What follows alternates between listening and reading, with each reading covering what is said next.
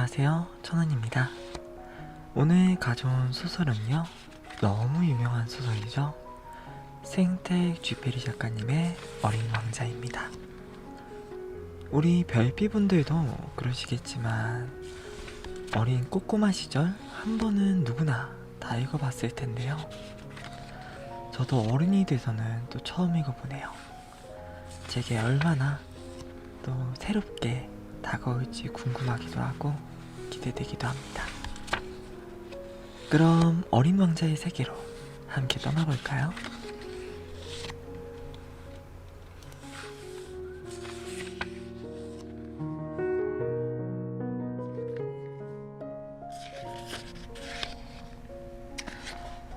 레옹 베르트에게 이 책을 어른에게 바친 데에 대해 어린 족다들에게 용서를 구한다. 나에게는 그럴 만한 이유가 있다. 내 인생의 가장 소중한 친구가 그 어른이었던 것이다. 또 다른 이유는 그가 무엇이든 이해하는 사람, 어린이를 위한 책까지도 이해할 줄 아는 사람이기 때문이다. 세 번째 이유도 있다. 그는 지금 프랑스에 살고 있는데 배고픔과 추위에 시달리고 있다. 그에겐 위로가 절실하다. 이런 이유로도 충분하지 않다면 이 책을 어린 시절의 그대에게 바치고 싶다. 어른도 한때는 어린이였다. 이제 내 헌사를 이렇게 수정하련다. 어린 소년이던 레옹 베르트에게.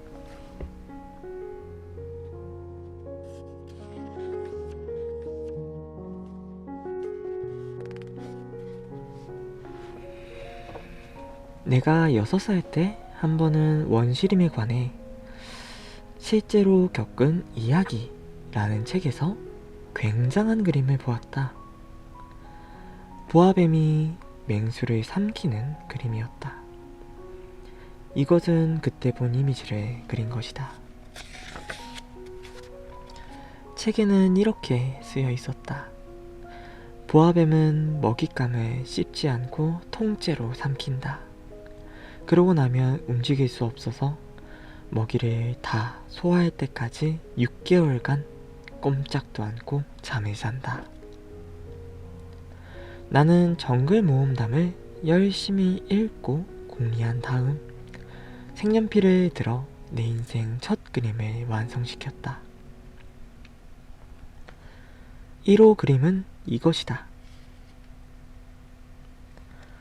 나는 내 훌륭한 그림을 어른들에게 보여주고 무섭지 않은지 물어보았다. 어른들은 대답했다. 모자가 왜 무섭다는 거니? 내가 그린 건 모자가 아니었다. 코끼리를 소화시키고 있는 보아뱀이었다. 그래서 나는 어른들이 이해할 수 있도록 보아뱀의 몸속을 그렸다. 어른들은 설명해주지 않으면 모른다. 나의 2호 그림은 이것이다. 어른들은 속이 보이든 안 보이든 중요하지 않으니 보아뱀 따위는 그만 그리고 지리나 역사, 산수, 문법에 신경 쓰라고 내게 충고했다. 6살이던 나는 화가라는 멋있는 직업을 포기하고 말았다. 1호와 2호 그림의 반응이 좋지 않아 의기소침해졌던 것이다. 어른들은 혼자서는 아무것도 이해하지 못하고 어린이들은 그들에게 언제나 설명을 해주어야 해서 피곤하다. 결국 나는 다른 직업을 선택해야 했고 비행기 조종법을 배웠다. 전 세계 곳곳을 비행기로 누비며 다녔다. 지리를 배운 것은 정말이지 유익했다. 한 번 보기만 해도 중국과 애리조나를 구별할 수 있었다. 야간 비행 중 길을 잃었을 때 지리 지식은 무척 도움이 된다. 그렇게 살아오는 동안 나는 진지하게 이를 데 없는 사람들을 많이 만났다. 오랜 시간을 어른들 곁에서 보냈고 그들을 아주 가까이에서 보기도 했다. 그러나 그들에 대한 생각이 좋은 쪽으로 바뀌지는 않았다. 조금이라도 통찰력 있는 어른을 만나면 나는 늘 갖고 다니던 1호 그림을 보여주며 시험했다. 그 사람이 정말 이해력이 있는지 알고 싶었다. 하지만 늘 이런 대답이 돌아왔다. 모자구나. 그러면 나는 그 앞에서 보아뱀이나 원시림, 별 이야기는 하지 않았다. 그가 이해할 수 있는 범위까지만 말했다. 브릿지 게임과 골프, 정치, 넥타이 같은 화제 말이다. 그러면 그 어른을 나처럼 생각 있는 사람을 만나서 기쁘다며 말했다.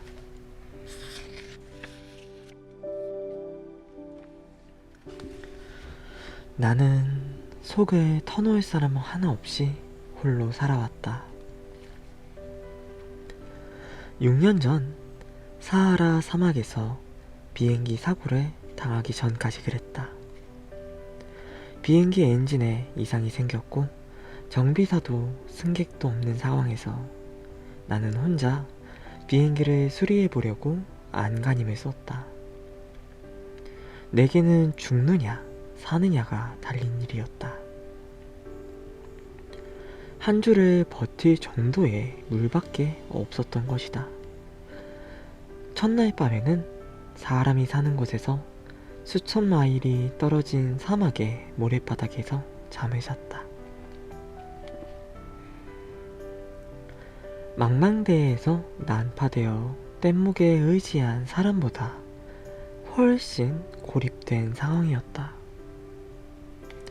그러니 동퇴 무렵 작고 기묘한 목소리가 나를 깨웠을 때 얼마나 놀랐을지 상상해보라. 목소리가 말했다. 저기 양 좀 그려줘. 뭐라고? 양 한 마리만 그려줘.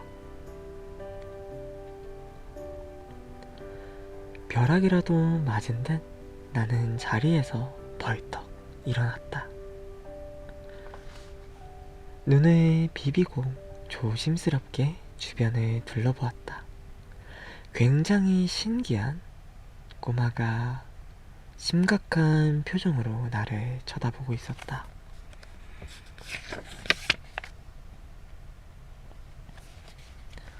이 그림은 나중에 내가 그를 모델로 그린 것 중에서 가장 잘 그린 초상화다. 물론 내 그림은 실물의 매력을 다 살리지 못했다. 그렇더라도 내 탓은 아니다.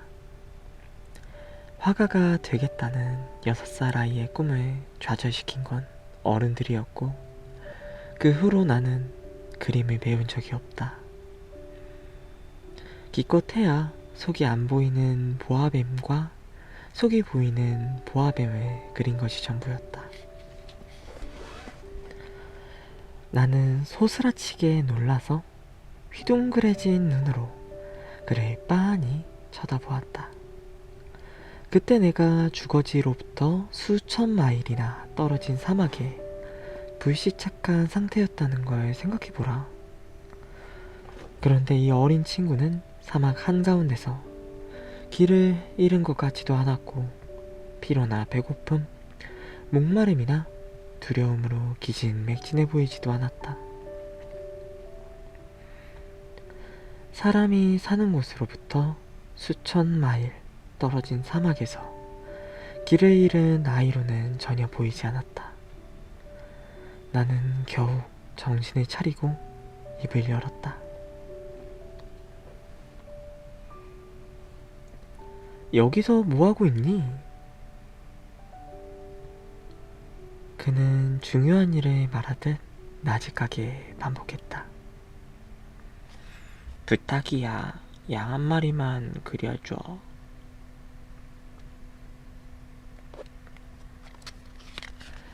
이해할 수 없는 일이라도 너무 강한 인상을 받으면 부정할 생각조차 들지 않는 법이다. 주거지에서 수천 마일이나 떨어진 곳에서 죽을지도 모르는 상황에 이건 정말 말도 안 되는 일이라 여기면서도 나는 주머니에서 종이 한 장과 만년필을 꺼냈다.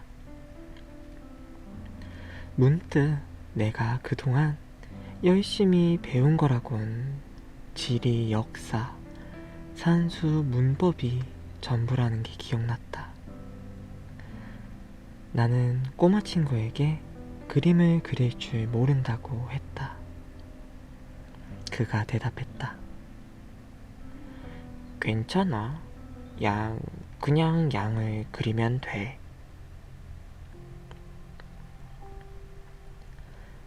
양은 그릴 줄 몰라서 나는 내가 유일하게 그릴 줄 아는 그림 2개 중 하나를 그려주었다.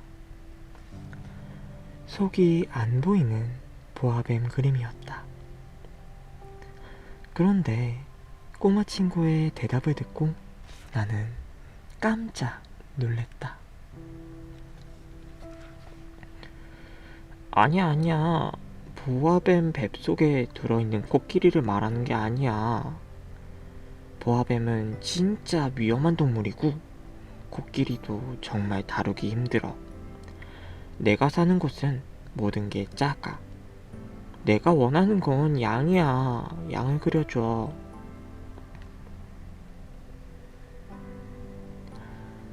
그래서 나는 양을 그려주었다. 그는 천천히 살펴보더니 말했다.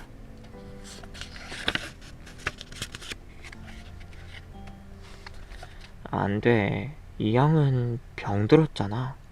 다른 걸 그려줘. 나는 다시 양을 한 마리 그렸다. 내 친구는 부드럽게 응석을 부리는 듯한 미소를 지었다. 그리고 말했다. 잘 봐. 이건 내가 말한 양이 아니야. 순양이네. 뿔이 있잖아.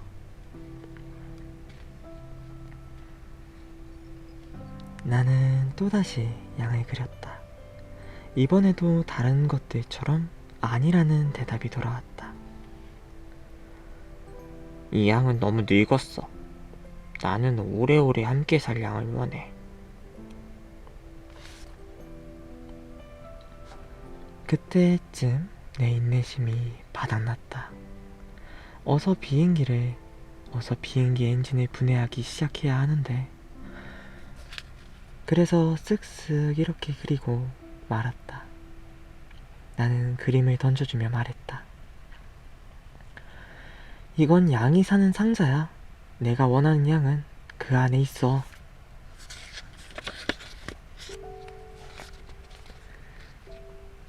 꼬마 재판관의 얼굴이 환해지는 걸 보고 나는 무척 놀랬다. 내가 바라던 바로 그 양이야.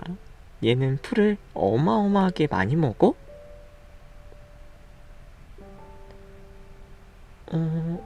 왜 그런 걸 묻지? 내가 사는 곳은 모든 게 작거든.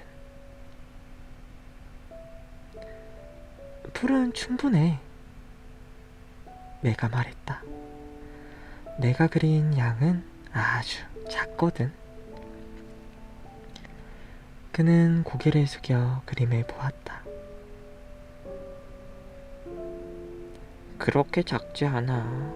봐, 양이 막 잠들었다. 나와 어린 왕자는 그렇게 처음 만났다.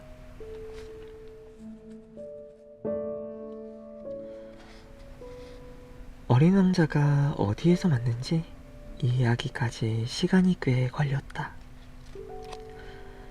그는 내게 수없이 질문을 던졌지만 내 질문은 듣지 않는 것 같았다. 그의 비밀에 차츰차츰 다가간 것은 대화 중에 우연히 나온 말들 덕분이었다. 어린 왕자는 처음으로 내 비행기를 보았을 때 물었다. 이 물건은 대체 뭐야? 이건 물건이 아니란다. 하늘을 나는 거란다. 비행기라고 해. 네, 비행기. 내가 비행을 할 줄 안다는 걸 알려주며 꽤나 으쓱했다. 그가 소리쳤다. 뭐? 아저씨 하늘에서 떨어졌구나?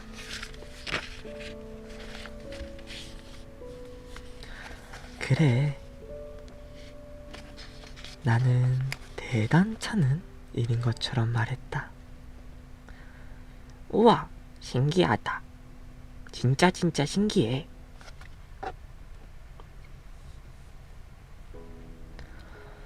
어린 왕자가 천진난만하게 웃음을 터뜨려서 나는 짜증이 치밀었다. 내가 겪은 고생을 진지하게 들어주길 원했던 것이다. 그때 어린 왕자가 말했다. 아저씨도 하늘에서 왔구나. 어느 별이야?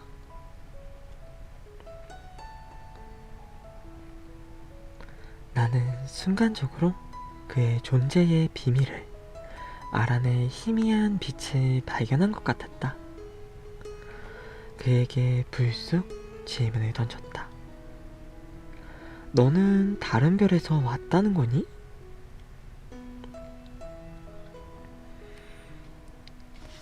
어린 왕자가 대답하지 않았다.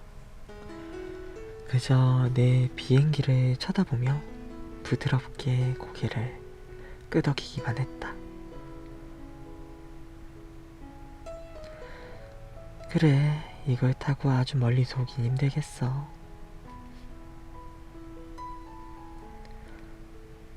어린 왕자는 한동안 꿈을 꾸듯 생각에 잠겼다.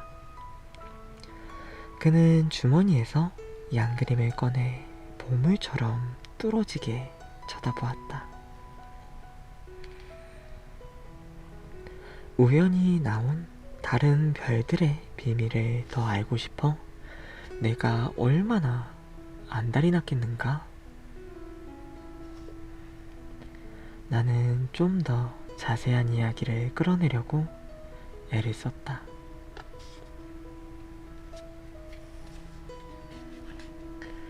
꼬마 친구, 넌 어디에서 왔니? 내가 사는 집은 어디야? 내가 그려준 양을 어디로 데려갈 거야? 한참을 곰곰이 생각하더니 그가 입을 열었다. 아저씨가 준 상자의 좋은 점은 밤이면 양이 쉬는 집이 된다는 거야. 물론이지. 내 말을 잘 들으면 낮에 양을 묶을 수 있는 끈도 그려줄게. 끈을 메어둘 말뚝도.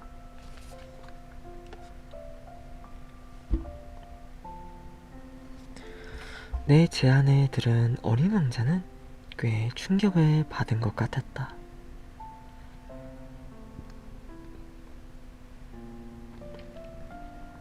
양을 묶어?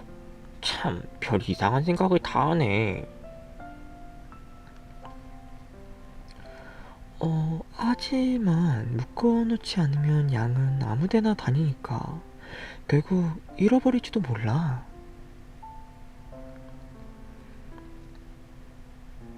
내 친구는 다시 웃음을 터뜨렸다.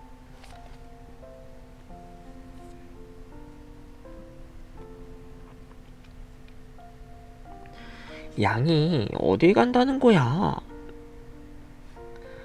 어디든 갈 수 있지. 곧장 앞으로 직진해버리니까.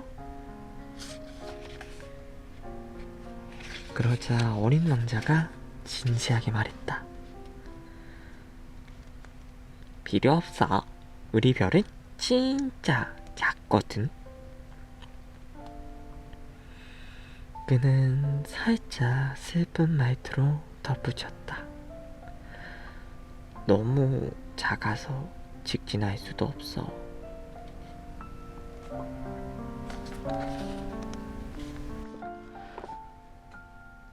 그렇게 나는 굉장히 중요한 두 번째 사실을 알게 되었다. 어린 왕자의 고향별이 집 한 채보다 조금 큰 정도라는 것이다. 하지만 크게 놀라진 않았다. 우리가 이름을 붙여준 지구와 목성, 화성, 금성 같은 거대 행성 말고도 너무 작아서 망원경에 잡히지 않는 그런 행성이 좋기 수백 개는 된다는 걸 알고 있었기 때문이다. 천문학자는 그중 하나를 발견하면 숫자로 이름을 붙인다. 예를 들면 소행성 325 이런 식으로 부르는 것이다. 어린 왕자가 소행성 베타 612에서 왔다고 믿을 만한 합당한 이유가 있다. 그 소행성은 1909년에 터키 천문학자의 망원경에 단 한 번 포착된 적이 있었다. 터키 천문학자는 국제 천문학회에서 그 행성의 존재를 증명해냈다. 하지만 그의 복장 때문에 아무도 그를 신뢰하지 않았다. 어른들은 늘 그런 식이다. 터키의 한 독재자가 유럽식으로 옷을 입지 않으면 사형에 처하겠노라 이런 명령을 내렸다. 소행성 베타 612의 명성을 생각하면 다행스러운 일이었다. 결국 천문학자는 1920년에 우아한 차림을 하고서 다시 발표를 했다. 이번에는 모두가 그의 발표를 신뢰했다.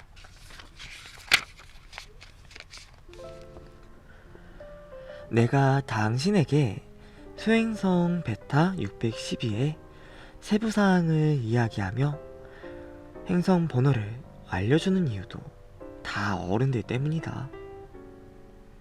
어른들은 숫자를 좋아한다. 그들 앞에서 새로 사귄 친구 이야기를 꺼내도 그들은 중요한 본질에 대해서는 결코 질문할 줄을 모른다. 그 아이의 목소리는 어떻니? 그 애가 가장 좋아하는 놀이는 뭐야? 그 애는 나비를 수집하니? 이런 질문을 하는 어른은 없다. 어른들은 이렇게 묻는다. 그 애는 몇 살이니? 형제는 몇 명이야? 몸무게는 몇 킬로그램이고? 아버지 수입은 어떻게 되신대?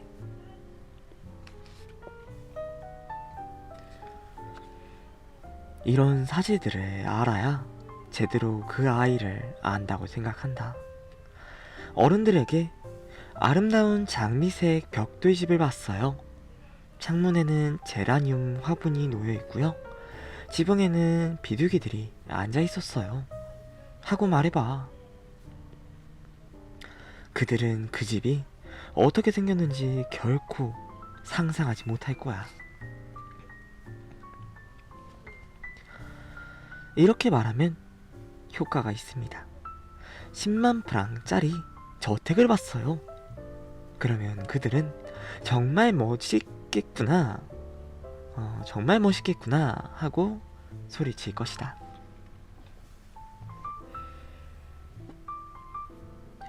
어린 왕자가 있었다는 증거는요, 그 애가 둘도 없이 매력적이었고 환하게 웃었고 양을 갖고 싶어 했다는 거예요. 누군가 양을 원한다는 건 그 사람이 존재한다는 증거잖아요?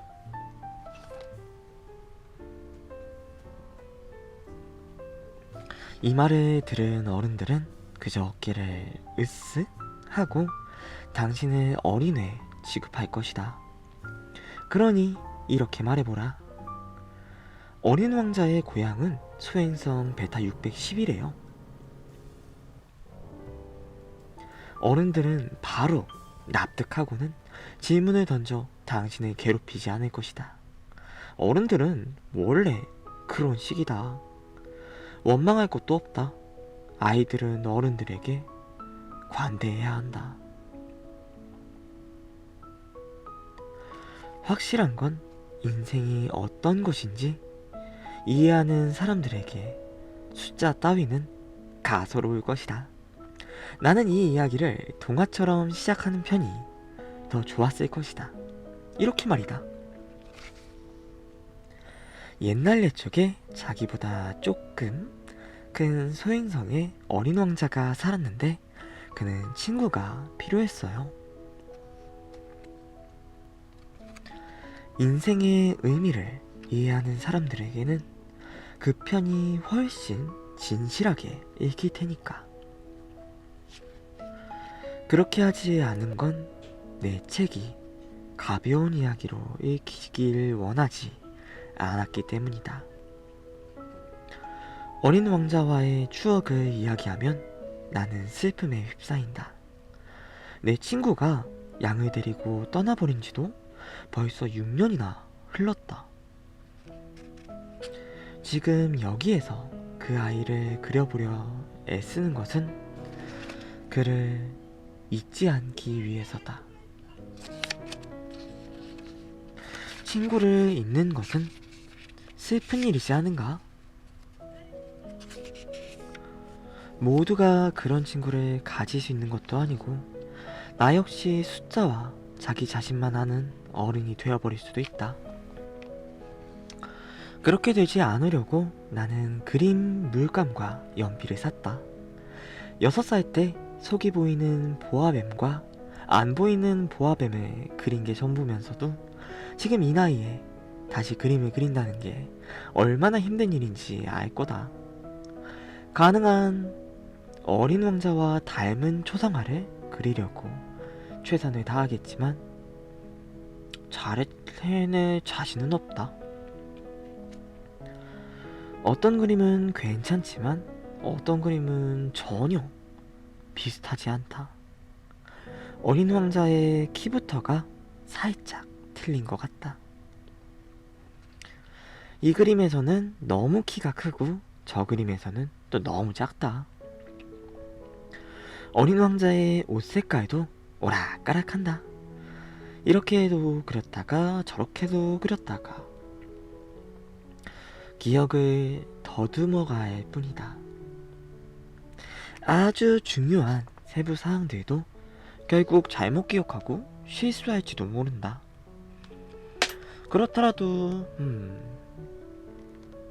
나를 이해해달라.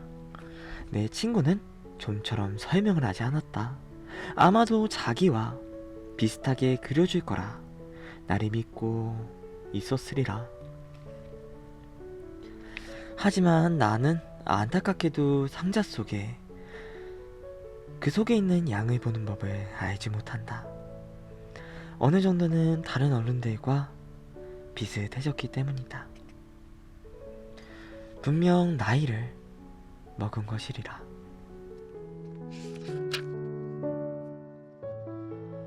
나는 어린 왕자의 소행선과 그곳을 떠나온 일, 그리고 그의 여행에 대해 날마다 조금씩 알아갔다. 열심히 궁리하고 우연히 더해지며 아주 자연스럽게 그렇게 되었다. 바오밤 나무의 비극을 알게 된 건 사흘째 되던 날이었다.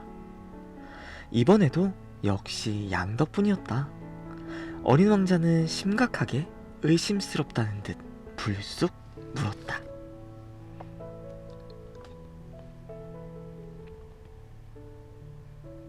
근데 양이 진짜 작은 딸기나무를 먹어? 응, 사실이야. 우와, 잘 됐다.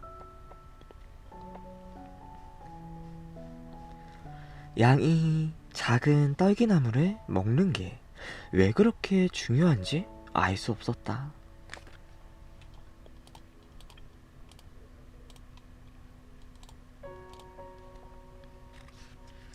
어린 왕자는 또 물었다. 그러면은 양은 바오밥 나무도 먹겠네?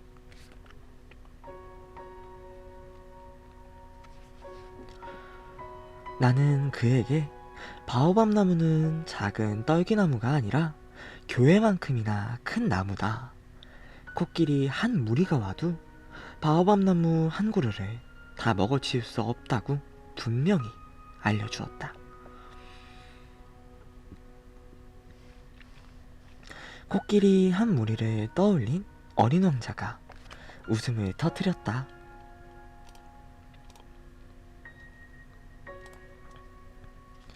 코끼리 위에 코끼리를 얹어 놓아야 할지도 몰라.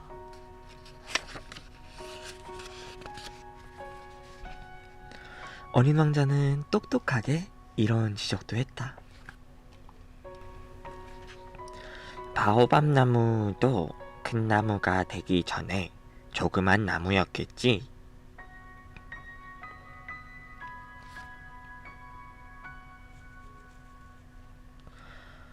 맞아. 그런데 내 양이 어린 바오밥 나무를 먹어야 하는 이유라도 있어? 생각해봐.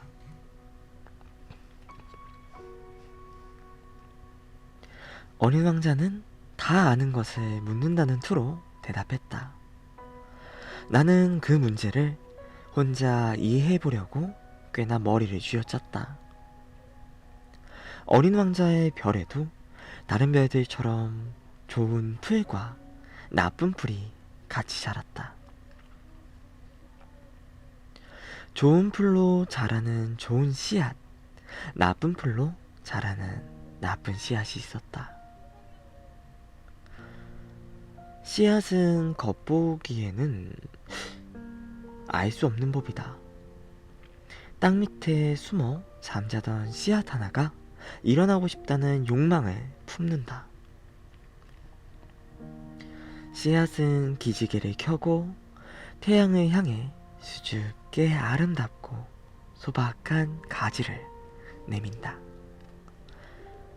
작은 무나 장미나무 잔가지라면 마음껏 자라게 두겠지만 나쁜 식물의 싹은 발견하는 즉시 뽑아야 한다. 어린 왕자의 별에도 물론 나쁜 씨앗들이 있었다. 바로 바오밥 나무 씨앗이었다. 그의 별은 바오밥 나무 씨앗 때문에 황폐해졌다. 바오밥 나무는 조금만 늦게 손을 써도 평생 처치곤란이 된다. 별 전체를 뒤덮어버리고 땅속 깊숙한 곳까지 뿌리내리기 때문이다. 별의 면적에 비해 바오밥 나무 수가 너무 많아지면 결국 별은 터져버린다. 그건 규율의 문제야.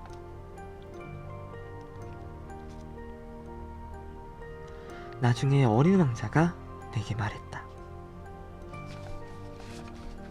아침에 세수를 마치면 별도 구석구석 정성스럽게 닦아줘야 한다고. 어린 바오밥 나무는 장미나무와 비슷하게 생겼거든. 바오밥 나무인 게 구분이 되면 규칙적으로 뽑아줘야 해. 무척 지루해도 쉬운 작업이야.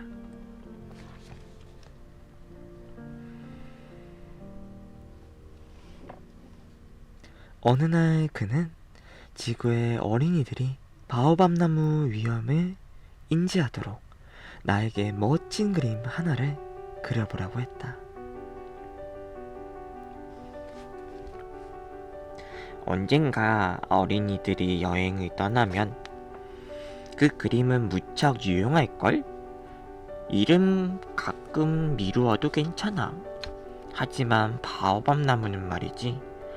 아휴, 항상 골칫거리거든. 어느 한 번은 게으름뱅이가 사는 별에 간 적이 있어. 그 사람은 딸기나무 세 그루를 대수롭지 않게 여겼다가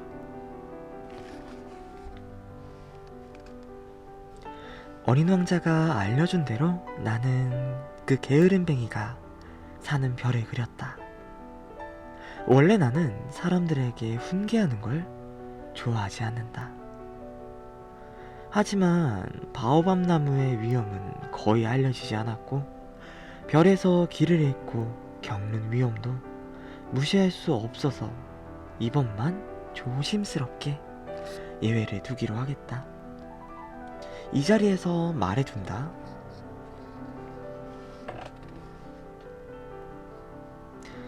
어린이들아, 바오밥 나무를 조심하렴. 나는 나처럼 오랫동안 바오밥 나무의 위험을 알지 못하고 지나쳐온 내 친구들에게 경고하기 위해 공들여 그림을 그렸다. 그 교훈은, 내 교훈은 배울 만한 가치가 있다. 당신은 이 책을 읽으며 이런 의문을 가질지도 모르겠다. 왜 바오밥 나무 그림만큼 큰 다른 그림은 안 나오지? 대답은 아주 간단하다. 그리려고 시도는 했지만 잘 그리지는 못했다. 바오밥 나무를 그릴 때 어서 빨리 위험을 알려야겠다는 마음에 내가 꽤나 기운이 넘쳤던 것이다.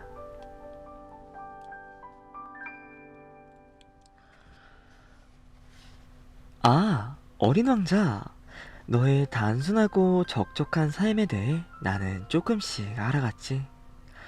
오랫동안 너에겐 지는 해를 감상하는 것 말고는 즐거운 일이 없었던 거야. 나흘째 되는 아침, 내 말을 듣고서 나는 새로운 사실을 알았다. 나는 해 지는 걸 보는 게 좋아. 함께 보러 가자. 그럼 기다려야지. 응? 뭘 기다려? 태양이 넘어가기를 기다리지?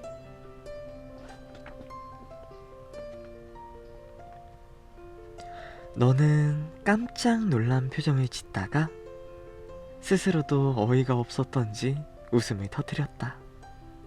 그리고 내게 말했다. 내가 우리 별에 있다고 생각했어.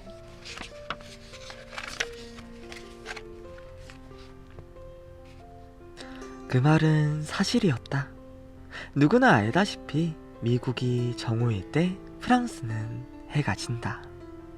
지는 해를 보려면 재빨리 프랑스로 가면 된다. 안타깝게도 프랑스가 너무 멀긴 하지만 그런데 내 조그만 별에서는 의자를 조금 옆으로 옮기기만 해도 가능하다. 어스름한 석양빛을 보고 싶어질 때마다 너는 그렇게 했겠지.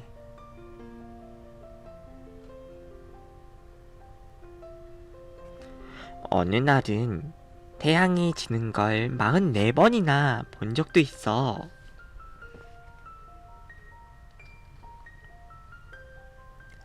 조금 있다가 너는 이렇게 덧붙였다. 있잖아. 사람이 너무 슬플 때 해지는 걸 보고 싶거든.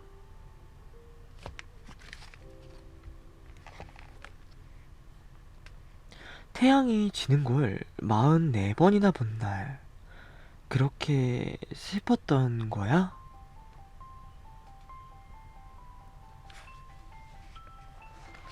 어린 왕자는 내 질문에 대답하지 않았다.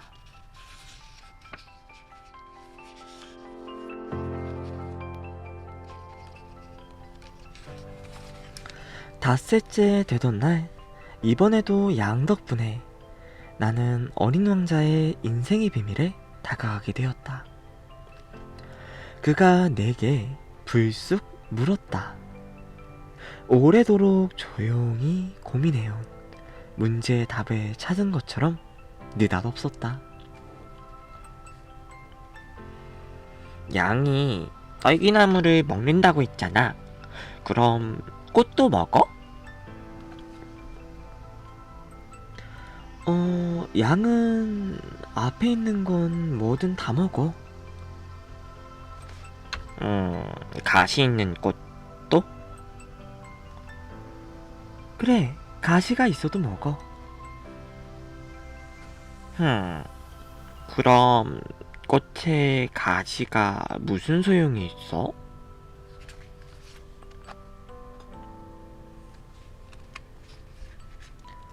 나도 답을 알지 못하는 질문이었다. 게다가 나는 너무 꽉 조여 있는 엔진 볼트를 해체하느라 정신이 없었다. 비행기 고장이 꽤 심각한 것으로 드러난 데다 물도 바닥나고 있었다. 최악의 상황을 상상하니 두려웠고 고민이 깊었다. 꽃에 가시가 무슨 소용이 있는 거냐고. 어린 왕자는 질문을 한 번 던지면 멈추는 법이 없었다.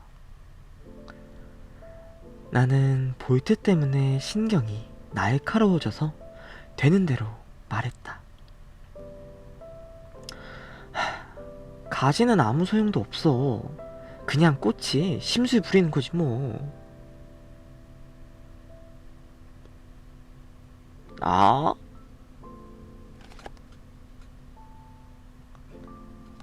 잠시 침묵을 지키던 어린 왕자가 분하다는 듯 말을 던졌다. 아저씨 말은 못 믿겠어. 꽃은 약하잖아. 순진하고 꽃도 가능한 한 안심을 하고 싶은 거야. 가시가 있으면 꽃도 힘들다고.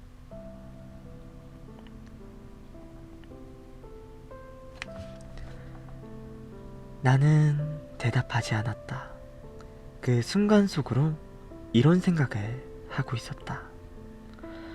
볼트가 계속 말썽 부리면 망치로 부숴버려야겠네.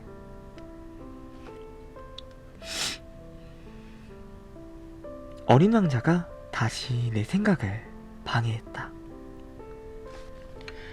아저씨 생각엔 그러니까 꽃이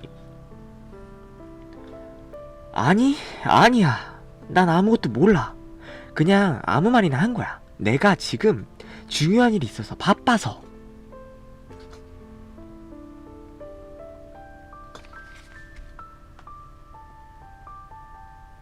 그는 어리 빠진 표정으로 나를 쳐다보았다.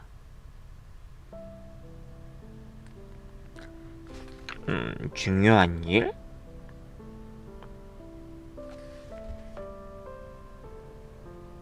어린 왕자는 나를 보고 있었다.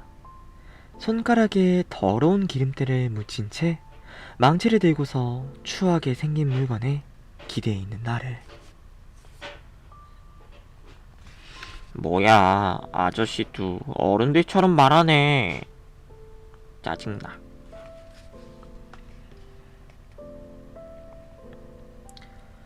그 말을 듣자 나는 살짝 부끄러워졌다. 어린 왕자가 냉정하게 덧붙였다.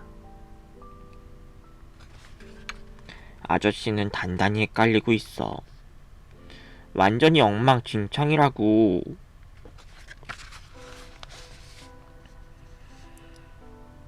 그는 진심으로 화가 나 있었다. 바람결에 황금빛 머리카락을 흔들어댔다.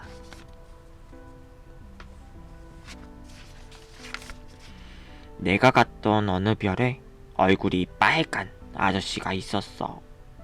그 아저씨는 꽃향기를 한 번도 맡아보지 못했대. 별을 바라본 적도 없고 사랑한 사람도 없었대. 계산 말고는 해본 게 없었다는 거야. 하루 종일 그는 아저씨처럼 이야기했어. 나는 중요한 일을 하는 사람이다. 진지한 사람이다. 얼마나 잘난 척을 했는지 몰라.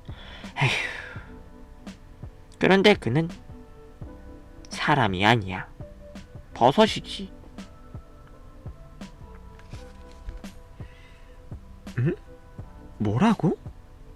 버섯이라고? 응, 버섯이라고. 어린 왕자는 화가 나다 못해 얼굴이 새하얗게 질렸다. 꽃들이 가시를 만들어 온 지 수백만 년이나 되었어. 양들이 꽃을 먹은 것도 수백만 년이나 되었고, 아무 소용도 없는 가시를 만들어내려고 꽃들이 그렇게나 고생하는데 왜 그런 건지 이해하려고 하는 게 중요한 일이 아니야? 양과 꽃의 전쟁이 중요하지 않은 거냐고. 얼굴이 빨간 뚱보 아저씨의 덧셈보다 더 중대하고 중요한 일이 아니야. 우리 별에는 세상 어디에도 없는 단 하나뿐인 꽃이 있어. 어느 아침 작은 양 한 마리가 무슨 짓을 저지르는지도 모르고 단번에 그 꽃을 먹어보려도 그게 중요하지 않다는 말이냐고.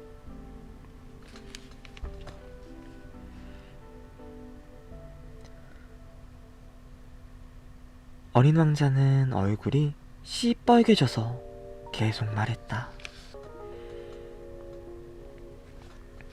만일 누군가 수백만 개의 별 가운데 단 하나밖에 없는 꽃을 사랑한다고 해봐. 그는 별들을 쳐다보기만 해도 행복할 거라고. 이렇게 생각할 거야. 내 꽃이 저기 어딘가에 있어. 양의 꽃을 먹어버리면 그는 모든 별들이 일순간 자취를 감춰버린 느낌을 받겠지. 근데 그게 중요하지 않은 일이냐고.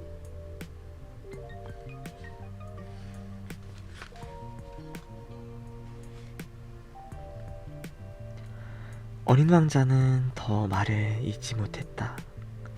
그는 감정이 복받친 듯 울음을 터뜨렸다. 어느새 밤이 내려와 있었다. 나는 연장을 내려놓았다. 내 망치와 볼트, 목마름과 죽음은 그 순간 조금도 중요하지 않았다. 어느 별, 어느 행성, 내 별인 지구 위에 내가 위로해줘야 할 어린 왕자가 있었다. 나는 팔을 벌려 그를 안아주었다. 그는 품에 안고 흔들어 달래주었다. 그리고 이렇게 말해주었다. 내가 사랑하는 꽃은 위험하지 않아. 양의 입에 씌울 부리망을 그려줄게. 내 꽃을 위해 보호용 덮개도 그려줄게. 내가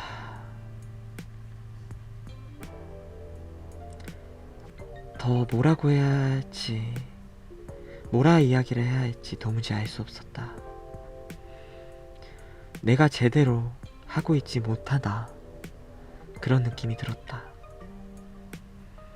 어떻게 그의 마음에 가닿아서 그를 되찾아올 수 있을지 전혀 알 수 없었다. 눈물의 나라는 이다지도 알 수 없는 곳이다. 나는 그 꽃에 대해 빠른 속도로 알아갔다. 어린 왕자의 별에는 언제나 아주 소박한 꽃들이 피어 있었다.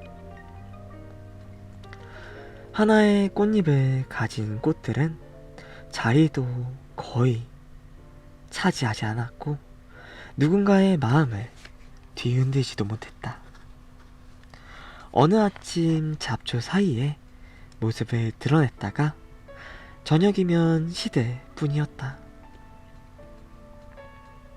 그러던 어느 날 어딘지 모를 곳에서 날아온 씨앗에서 싹이 움텄고 어린 왕자는 다른 꽃들과 전혀 다른 그 작은 가지를 바로 곁에서 내내 지켜보았다.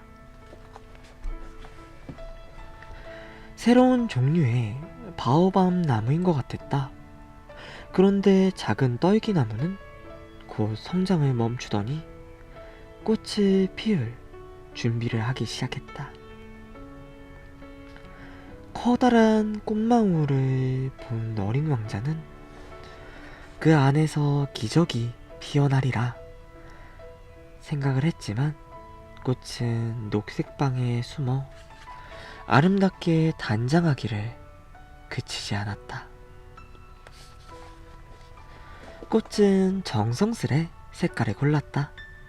천천히 옷을 입고는 꽃잎들을 내만졌다. 양귀비처럼 구질구질한 모습으로 밖에 나오긴 싫었다. 자신의 아름다움이 최고조에 달했을 때, 바로 그때 나오려고 했던 것이다. 그래, 그렇다. 무척이나 멋을 부리는 꽃이었다.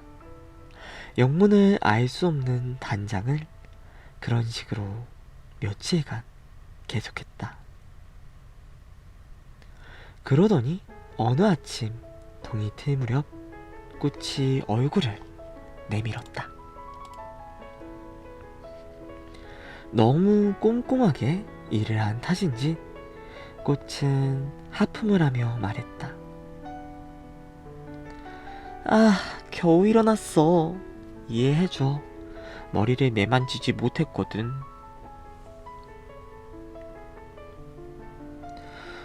어린 왕자의 입에서 감탄이 터져나왔다.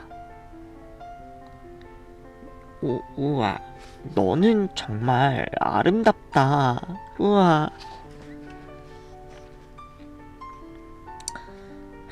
그렇지? 꽃은 조용히 답했다.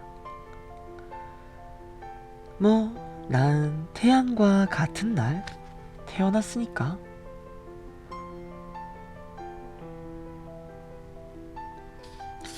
어린 왕자는 꽃이 겸손한 성격이 아니라는 걸 알아챘다. 하지만 이렇게나 감동을 주지 않은가?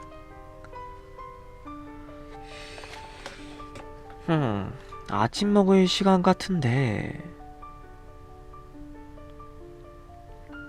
꽃은 이렇게 바로 덧붙였다. 내게 친절을 베풀 생각은 있는 거지?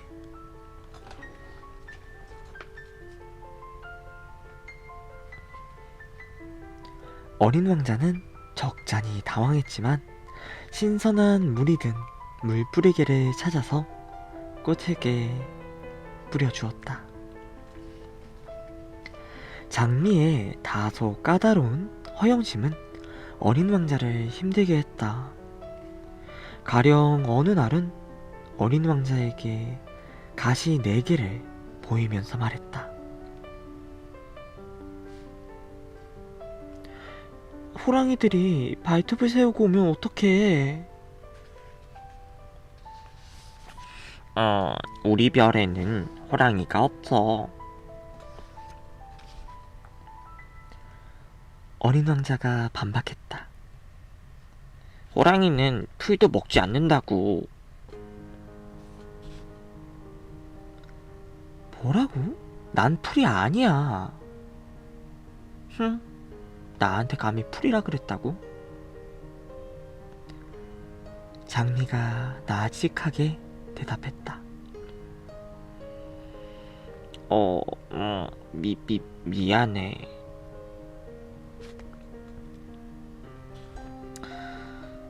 됐고, 호랑이 발톱은 무섭지 않지만 바람은 진짜 싫어.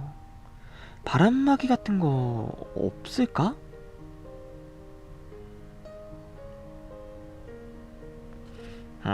바람을 싫어하는 꽃이라.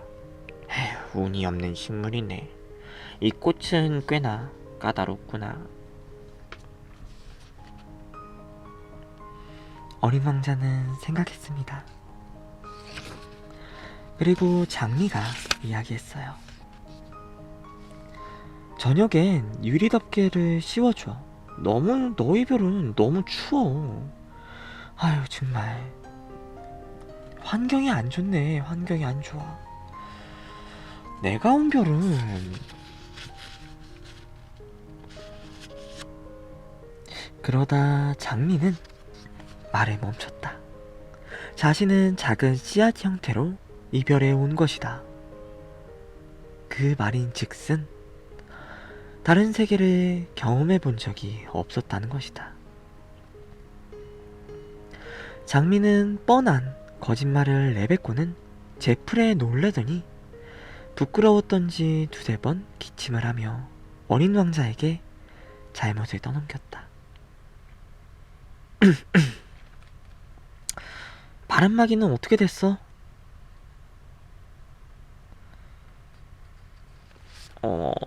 찾으러 가려고 했어. 근데 네가 말을 걸어서.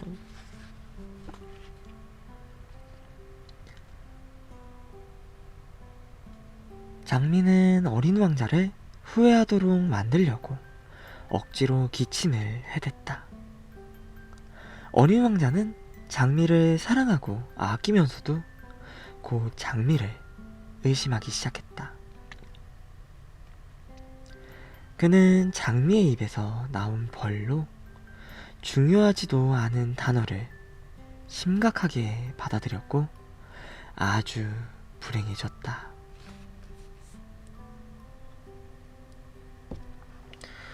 아휴, 장미의 말을 듣지 않았더라면 좋았을 텐데.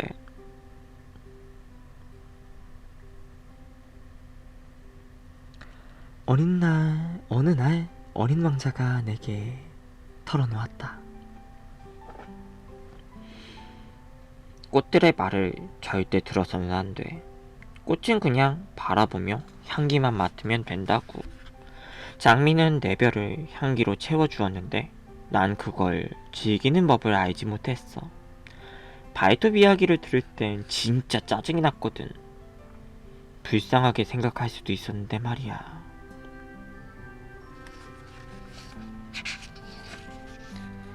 어린 왕자는 연신 속내를 털어놓았다. 나는 장미를 전혀 이해하지도 못했어. 장미의 말이 아니라 행동으로 판단했었어야 되는데 말이야. 장미는 내게 향기를 선물하고 내 삶을 눈부시게 밝혀주었는데 그렇게 도망쳐오는 게 아니었어. 딱한 거짓말 뒤에 숨겨진 장미의 마음을 알아차렸어야 했는데. 에잇, 꽃들은 모순투성이야. 난 너무 어려서 장미를 사랑할 줄을 몰랐던 거지만.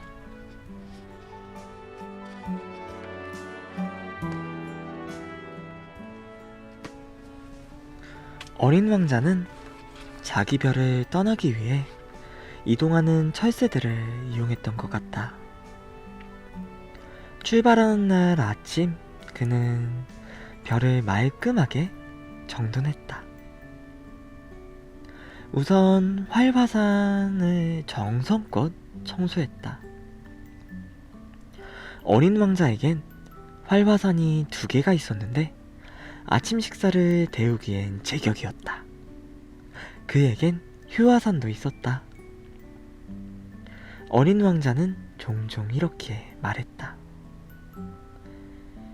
어떻게 될지 모르잖아?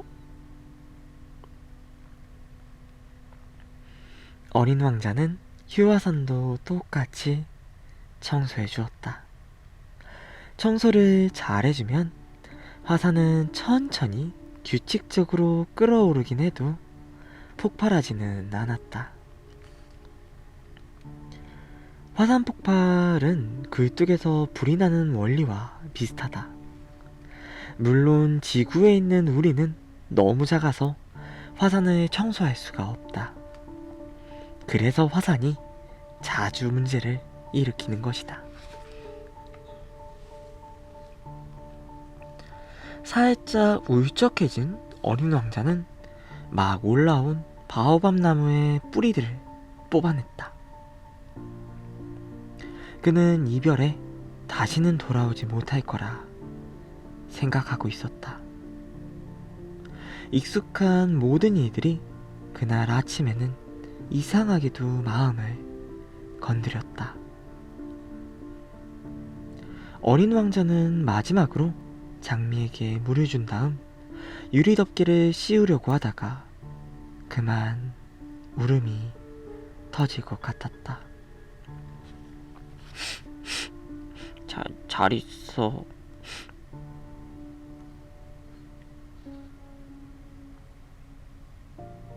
어린 왕자가 장미에게 말했다. 하지만 장미는 대답하지 않았다. 잘 있어.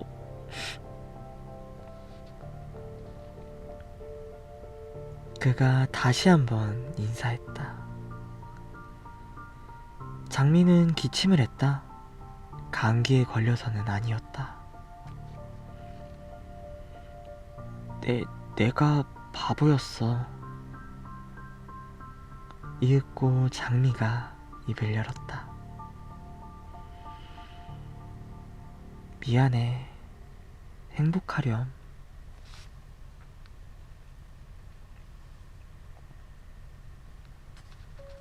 어린 왕자는 장미가 자기를 비난할 거라 생각했기 때문에 적잖이 놀랬다. 그는 유리덮개를 들고 멍하니 있었다. 장미가 평온하고 부드러운 태도로 나오는 걸 이해할 수 없었다. 그래, 난 널 사랑해.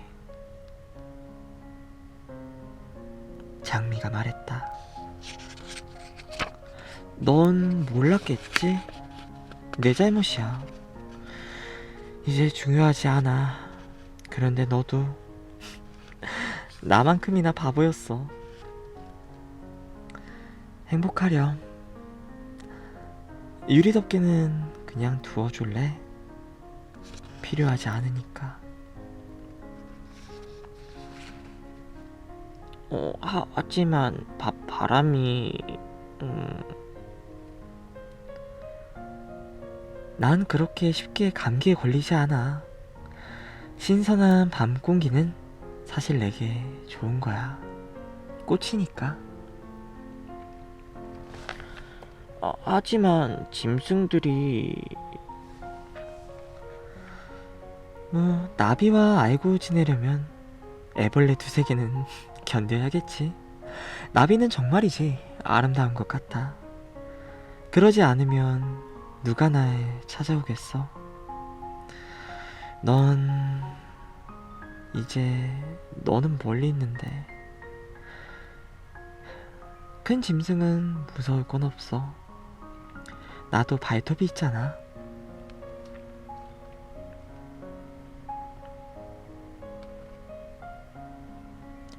장미는 자신의 가시 4개를 보여주었다. 그리고는 말을 이었다.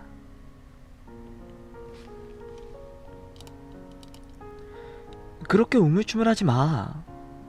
더 힘들어. 떠나기로 결심했잖아.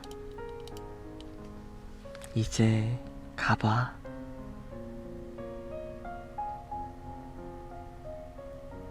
장미는 어린 왕자에게 우는 모습을 보이길 원치 않았어요. 그 정도로 자존심이 셌던 그런 장미였습니다.